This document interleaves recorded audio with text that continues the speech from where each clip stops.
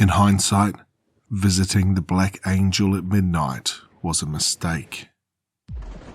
By SunHeadPrime. As the two newest members of the baseball team, you have to do it. It's tradition. That was Joey, the team's star third baseman and captain. He wasn't wrong. Walking to the Black Angel at midnight was a team tradition for all the new players, but it didn't make it any more palatable. But if I wanted to ingrain myself with my new teammates, I knew I'd have to do it. At least I wouldn't be going alone. Tommy, our new left fielder, had moved here from Texas and instantly got the starting role. Dude was a stud and had no fear in between the chalk, calm and steady as a surgeon. On the field, nothing got to him. But outside these gates, he shrunk. "How far is this thing?" he asked. "I don't want to be here all night." "It's not too bad of a walk," Joey said. "Maybe 10 minutes or so. You can't miss the Black Angel. She's 6 feet tall and in the middle of the cemetery." "We just walk to her and stand there for a bit?" he asked. Joey handed each of us a baseball card. "When you get to the base of the statue, place your card there. That way, we'll know if you actually went and didn't chicken out halfway." "I'm not going to chicken out," I said. "Everyone says that, but there are some spooky things in there," Joey said.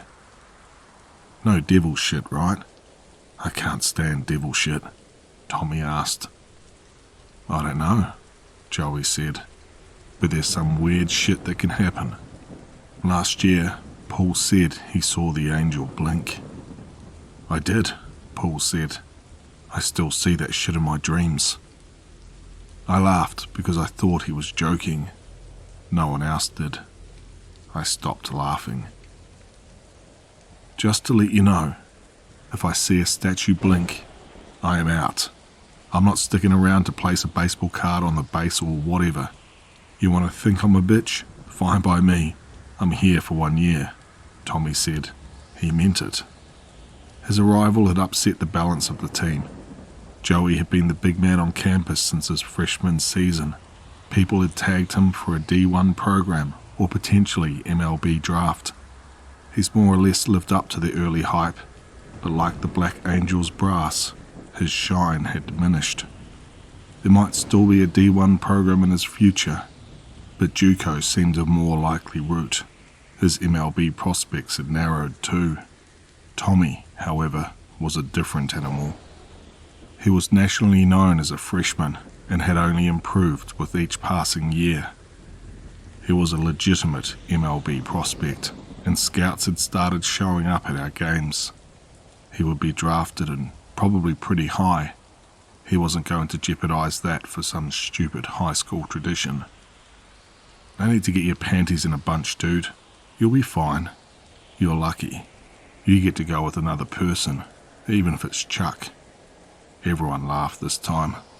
While I had proved myself on the field, I was still just a freshman. I didn't have the same cache as the other guys yet. The youngest member becomes the whipping boy for the season. Like Tommy, I had 1 season to gut through. Next year, I'd be the one shitting on the new guys. The circle of life continues. "I did this by myself," Joey said, "and the upperclassmen made me stay out there for a half hour." "What did you see out there?" "I don't want to spoil the surprise, Chuck." "He didn't see shit, dude," Tommy said. "He's just trying to scare us."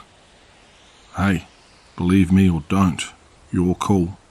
You'll see soon enough," Joey said with a smirk. "Now, as it's nearly midnight, I think you boys should get going." Tommy looked at the baseball card from Joey and looked at me. "You ready?" "Yeah," I said, taking the card. "Let's get this over with." We turned and headed through the gates into the darkness of the waiting cemetery. Joey must have said something funny about us, because as soon as we were out of earshot, the entire team started laughing. "Don't worry about them," Tommy said. They're jealous. Of what? Us. Most of those guys don't have a future in the game, so they have to flex now when they have a little bit of status. But dudes like us are destined for better things. This town is only a stop on our journey. It's not the destination. You think I'm good? I said, a bit stunned. Bro, you're a starter as a freshman on a decent team. How'd you not know you're good? I'm not going to lie to you. That made me feel better than I ever had before. Before this conversation, I hadn't really spoken to Tommy too much. He was an intimidating figure, but to hear him praise my play broke down a barrier in my mind. Thanks, man. Are you excited for this year? Yeah, my trainer told me if I can cut down on strikeouts, it'll raise my draft value. There a place you want to go? I grew up an Astros fan, so Houston would be cool, but honestly, I don't care. I just want to make money playing ball, you know? Yeah, that's the dream. We walked in silence down the gravel path. It crunched under our feet as we walked through the headstones. I couldn't make out any of the names because of the dark. Unlike newer cemeteries, there were no light posts along the trails. We could still see the front gate lights from where we were, but each step towards the Black Angel meant the light dimmed that much more. What is all this shit about anyway? Tommy asked. What is the Black Angel? It's a statue for Gale Ford. I don't know who Gale Ford is, dude. Oh, she was the wife of a big oil baron from the 1800s. He founded the town. She was an odd person. Like collects jars of piss odd or dangerous odd? Both, I think, I said. She believed in all kinds of spiritualist shit and contacting ghosts and openly talking about the world ending, like she assumed it would happen in her lifetime. Whoops, Tommy said. I laughed. The town had a love-hate relationship with her. They tolerated her because of how powerful her husband was, but kept her at arm's length, I said. After he died, she had a dream that the town was destined for destruction, and the only thing that could save us would be an avenging angel. Weird. Yeah, she was kinda nuts. When she woke up, she sketched out the angel and hired a guy to make a statue for the town. She wanted it placed in the town square. So why is it in the graveyard? The town officials didn't like it. People thought it was bizarre. Why? It's weird looking. Kinda evil, which is the opposite of what you want in an angel.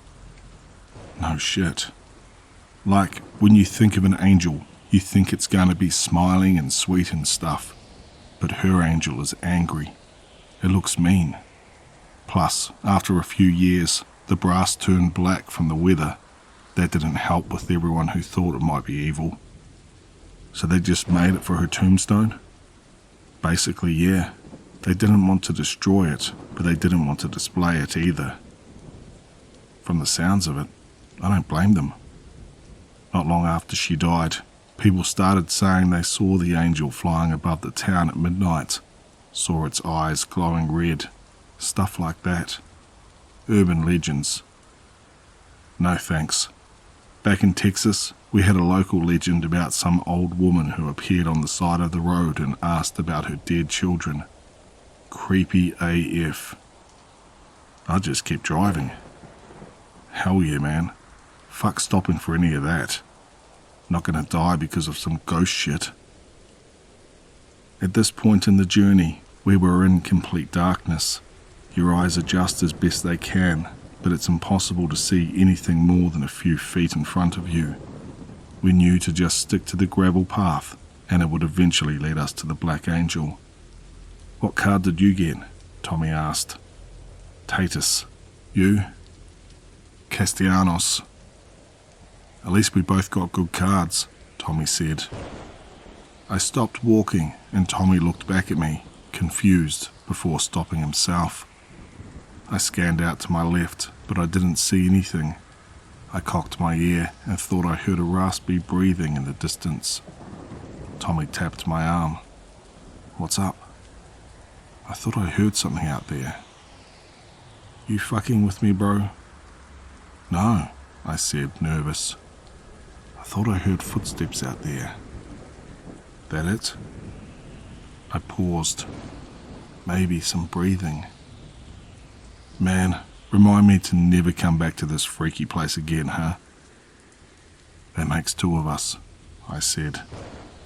Off in the distance, we watched as two red dots started glowing. We froze, unsure of what to do. Again, the unmistakable crunch of gravel underfoot rang out in the still night. As it did, the two glowing red dots lurched forward. A second later, they winked out.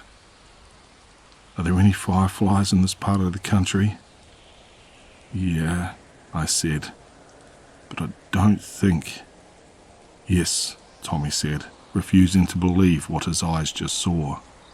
"Yes, those were fireflies." I didn't respond. When nothing more appeared, I allowed myself to breathe. Maybe it had been fireflies, and I was connecting dots in my brain because of the fear. That made more sense than an angel statue coming to life and stalking us. When we were sure nothing more was happening, we started off again, only with our hackles up. Nothing was going to catch us off guard. We walked about 10 feet when we heard the dragging footsteps off to our left again. "It's just those assholes pranking us," Tommy said. "Yeah," I agreed. The shuffling in the darkness continued, and we tried to ignore it. It was becoming more difficult, especially as the shuffling seemed to be picking up speed. It was as if they were trying to get in front of us and cut us off.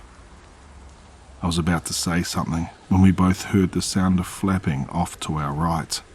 We froze, expecting to see a red-eyed avenging angel come flying down on us, but started laughing when we saw what had caused the commotion.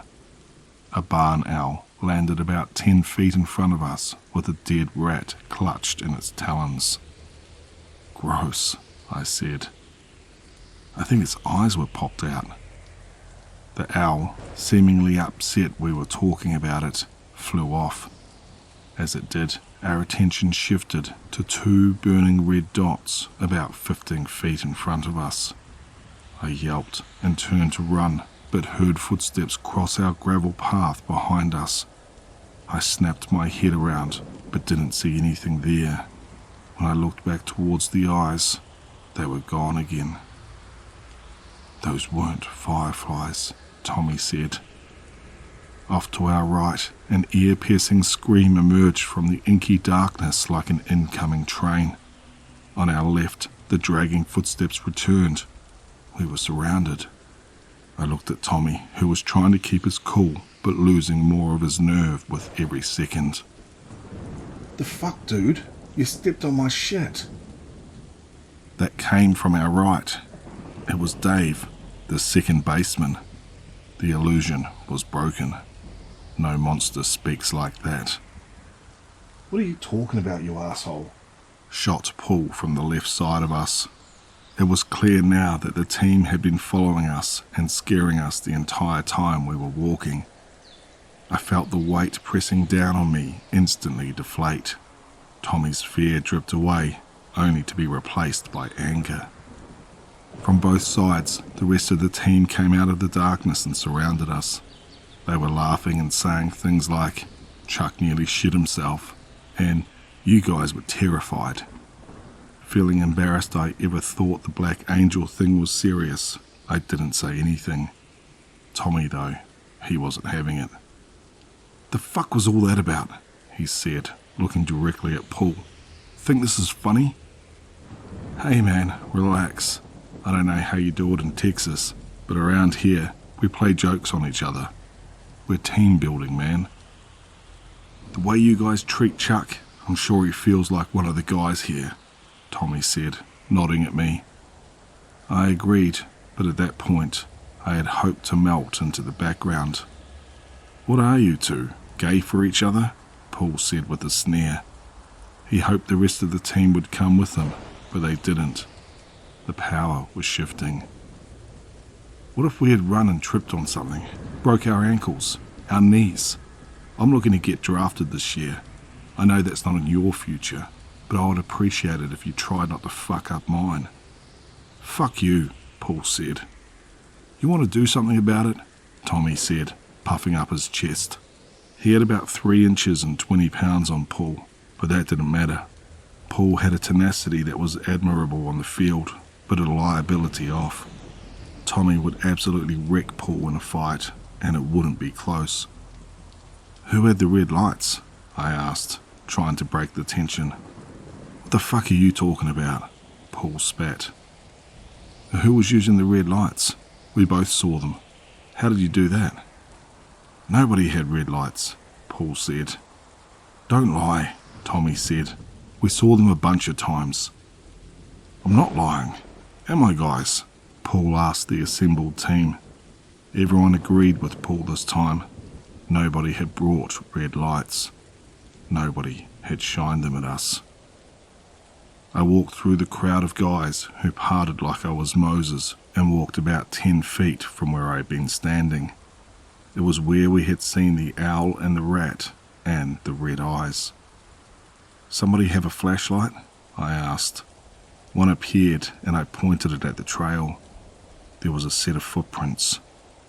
Unlike all of us, there was no design on the bottom of these shoes. No waffles, no zigzags, no company name. They didn't look like boots or Nikes or anything.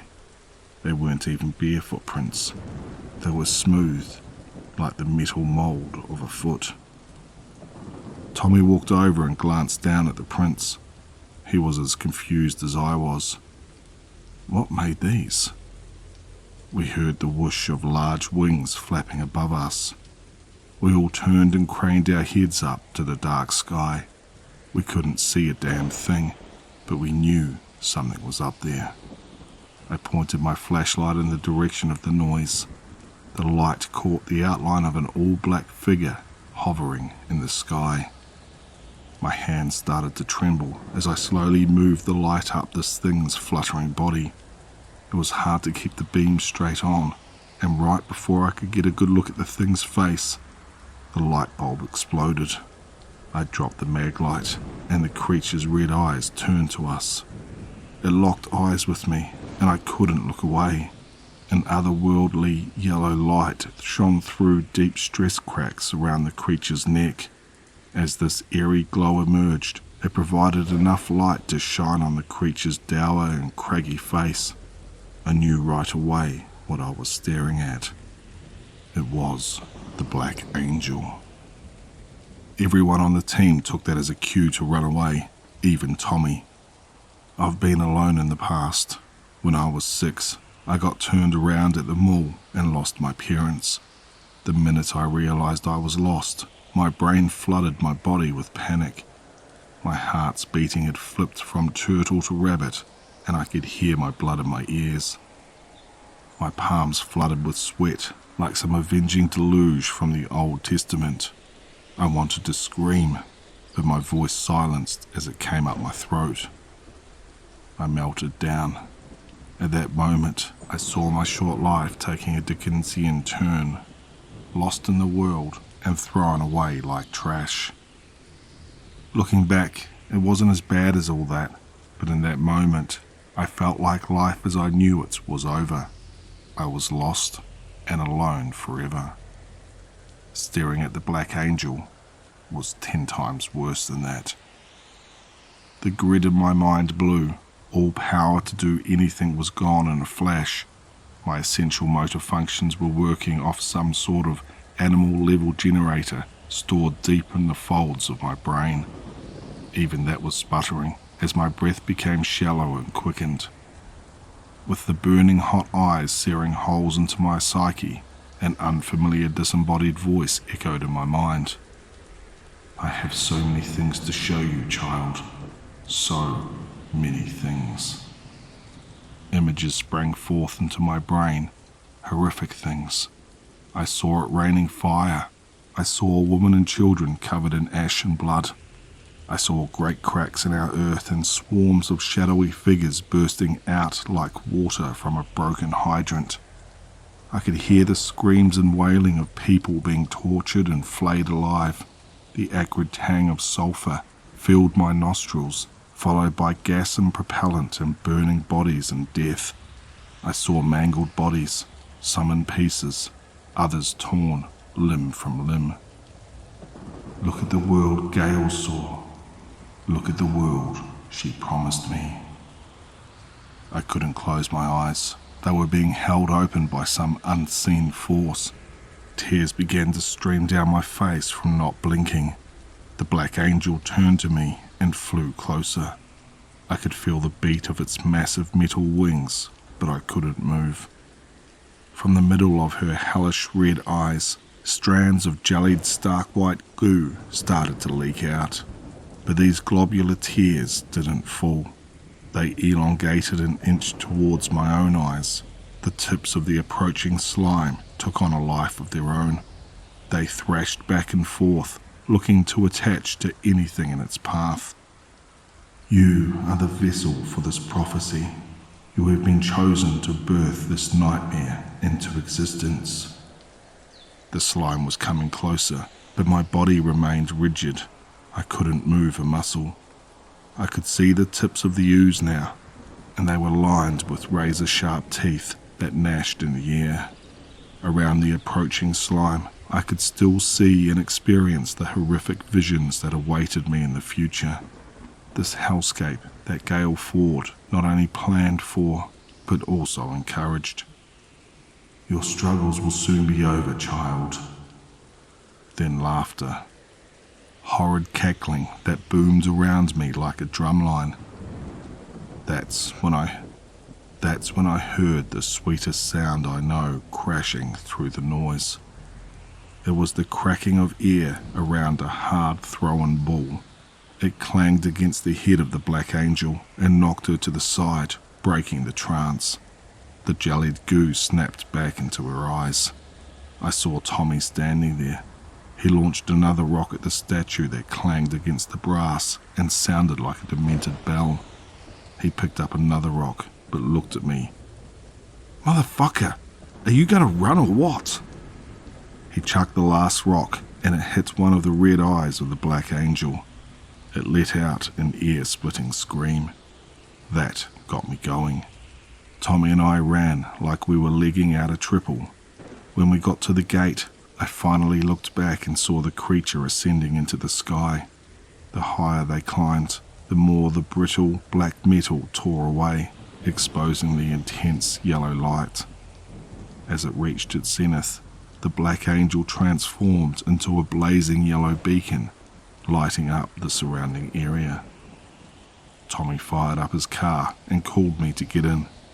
I stared up at the black angel and heard a cackling so loud I was afraid it would shatter Tommy's windshield. But when I glanced back at him, he didn't react to the laugh. "Do you hear that?" I yelled. "Get in the fucking car."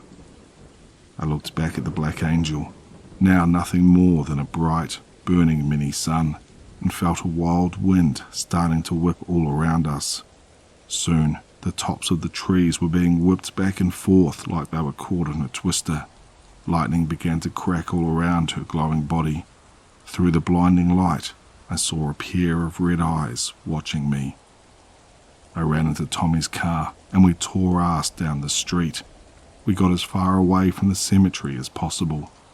I glanced back and saw the wind tunnel growing in intensity. "Floor it, man." He did. An hour later, things calmed down. The team reconvened and discussed what had happened. A lot of crazy shit was said at that meeting, but we ended up agreeing on two things. 1. End the tradition of going to see the Black Angel. And 2. Not telling anyone what we saw. The entire town would either think we were either pulling an elaborate prank or insane. Neither option would do any of us well in the long run. The following day, there was a local news story about a tornado touching down in the old graveyard causing some damage. They reported that Gail Ford's guardian angel statue had gone missing and was assumed to have been destroyed in the storm. I kept my mouth shut. About 3 days have passed and things are okay. Not surprisingly, I've had some trouble sleeping, but I'm hanging in there. None of the horrid visions I saw have come to pass. Baseball practice starts this week, and everyone is thankful for the distraction. Tommy and I have hung out every day since, cementing the idea that trauma bonds people. Something happened last night after practice that has me worried though. I stayed after to do some hitting in the cages. After I was done, I walked past the empty field and something caught my eye. There was a pair of smooth footprints in the dirt along the first baseline. I had been so focused on hitting that I hadn't noticed anything on the field watching me, but something clearly had done so. I hope it was Paul pulling the worst prank in human history, but I know deep down it's not. This thing wants something from me. I don't know why, but it does. I'm afraid it won't stop until it gets it. Until then, I carry my bat with me everywhere I go. I just want to thank SunHeadPrime for allowing me to narrate that story. If you liked what you heard here, head over to their Reddit page and show them some love. I'll leave a link for the original story in the description below. If you're new here, please consider subscribing, and as always, stay tuned for one more nightmare.